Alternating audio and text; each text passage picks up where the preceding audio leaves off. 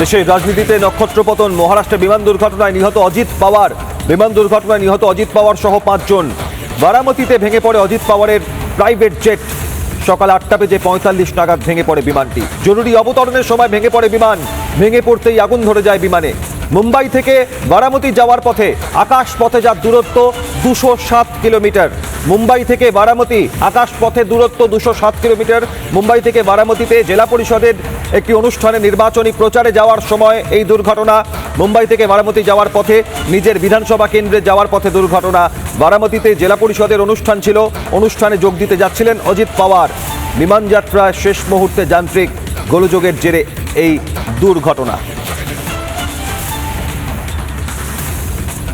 বিমানের পাইলট ছিলেন ক্যাপ্টেন শেহিল মদন, সহযোগী ছিলেন ক্যাপ্টেন ইয়াস। দুর্ঘটনায় দুজনের মৃত্যু হয়েছে। মহারাষ্ট্রের উপমুখ্যমন্ত্রী অজিত পাওয়ার সহ বিমানের পাইলট ক্যাপ্টেন শেহিল মদন, সহযোগী ক্যাপ্টেন ইয়াসের মৃত্যু হয়েছে। দুর্ঘটনায় দুজনের মৃত্যু। দুর্ঘটনাগ্রস্ত বিমানটি লেজার জেট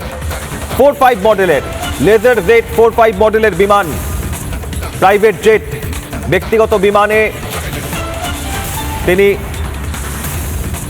যাচ্ছিলেন মুম্বাই থেকে বারামতি। আকাশপথে যার দূরত্ব 207 কিলোমিটার নিজের বিধানসভা কেন্দ্রে।